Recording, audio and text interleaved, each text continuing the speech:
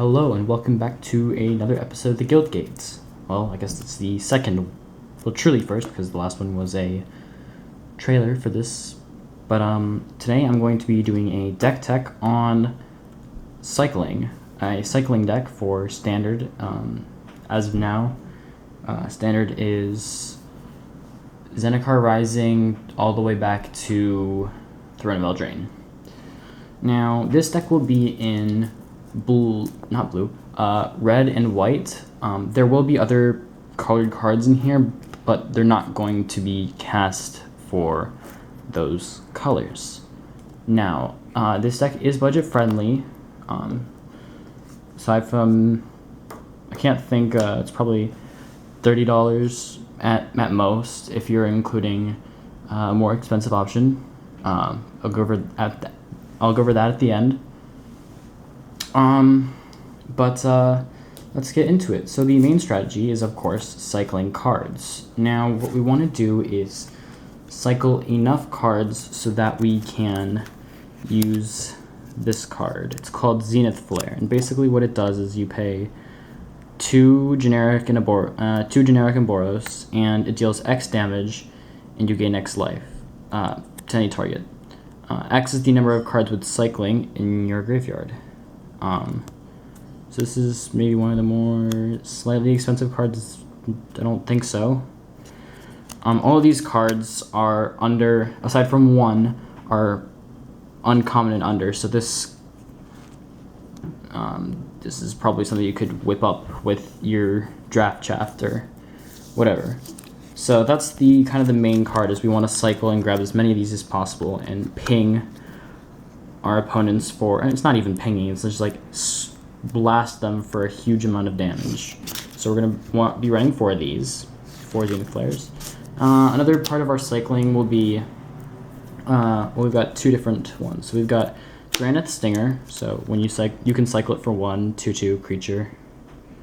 Whenever you cycle this another card, this card deals 1 damage to each opponent. So I don't know, if you're playing a multiplayer game, you can ping each person. So we've got 4 of those. The next one for the main strategy is Drannith Healer. We also have 4 of these. But basically what it does is it heals you for 1. Basically same as the Stinger, except for this one heals you whenever you cycle a card. Again, these are all Ikoria cards, so easy, quick deck to make. The second strategy is to swing with big creatures, and a lot of big creatures. So we got Flourishing Fox, a +1/+1 counter whenever you cycle. 1 mana, it's a 1-drop.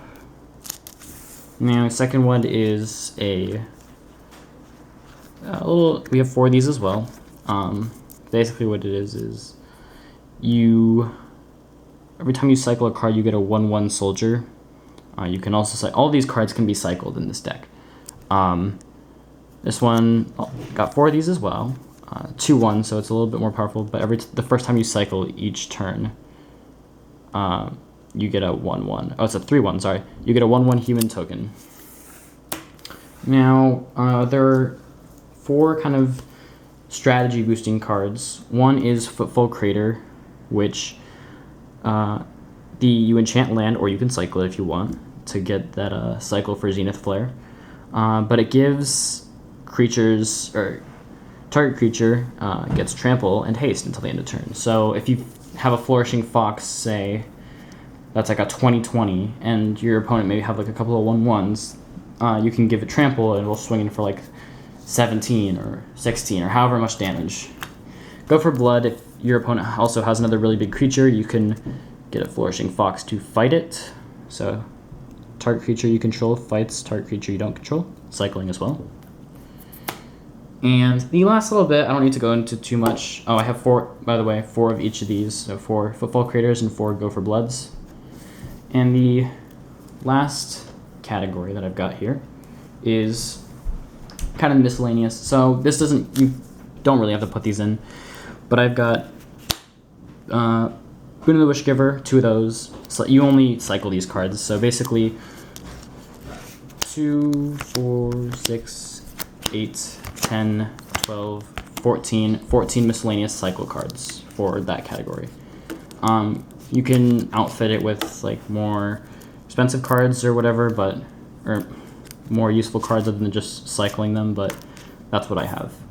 Now, last category is land base. So I've got two, really simple, 2 Windscarred Crags and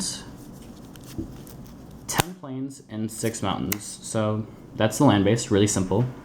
And the last part of this deck is with the recent companion mechanic. This deck that I've adjusted it for Luris of the Dream Den. So she is my companion. You have to have each permanent card in my starting deck be converted mana cost 2 or less. Hence why you see all of the lower CMC cards. Whoops, knocked the camera. It's like 1 mana, 2 mana, nothing higher than 2 mana.